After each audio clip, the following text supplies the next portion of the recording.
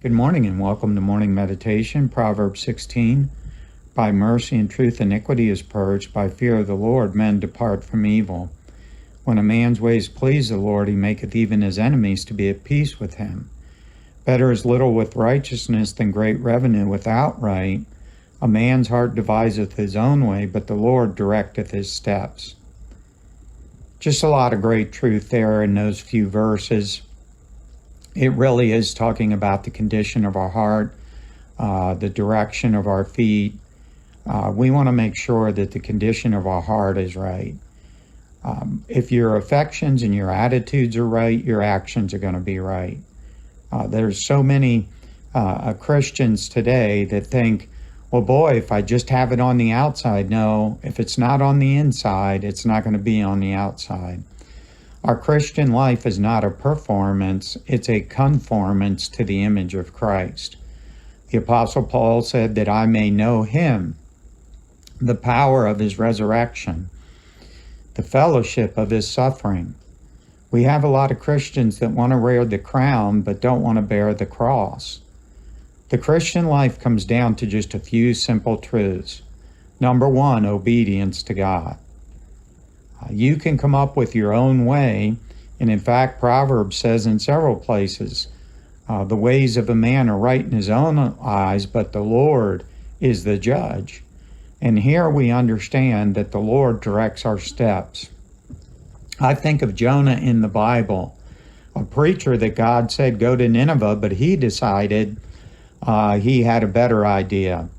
He ended up in the whale's belly, and just amazing verse to me that just floors me, that it took 2 or 3 days in the whale's belly before Jonah finally cried out to the Lord. But there's a truth that we can all apply. When we let bitterness or anger, pride, contention get into our life, boy, it can take us far out of God's way. Do you know God's in control today?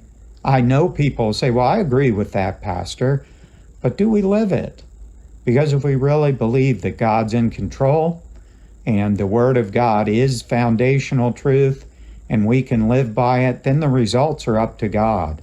And that frees us to live a life that's pleasing to God.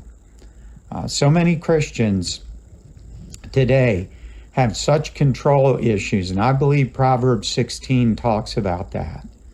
What do I mean by control issues? You want to control circumstances, control other people, control the outcomes of things. One day you're going to need to realize God's in control of all that. You let him sort things out. I know I use the story of Joseph a lot, but what a truth that is. Joseph had some dreams. His brothers tried to derail that dream. Satan tried to derail that by Potiphar's wife lying. The world tried to derail that by the 2 people that worked for Pharaoh that forgot about him. But Joseph never lost his faith. Isn't that good? Never lost his faith. 13 years later, he became second in charge of all Egypt. And he said in Genesis 50, you meant it for evil, but God meant it for good. Let's stop focusing on other people, what other people are doing, and run the race God has for us to run. He talks about that in Hebrews chapter 12. Don't let sins and weights beset you. Put those things aside and say, God, by your will today, I'm going to run the race. And do that every day. And when we get done, at the end, we'll hear, well done, good and faithful servant.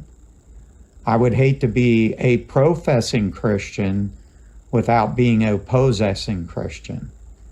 And you may possess salvation, but there's a whole lot more to being saved than just getting a ticket into heaven and not going to hell. There is a world out there that needs us to be a good witness. Well, how can I be a good witness? Be a good witness with your life, with your lips, and with what you love. Love the things of God this morning. Live for the things of God and talk about the things of God. and you will have a blessed life. That's God's desire, and that's my desire as the pastor of Pioneer Valley Baptist Church, is to have a blessed people. God bless you, and have a wonderful day.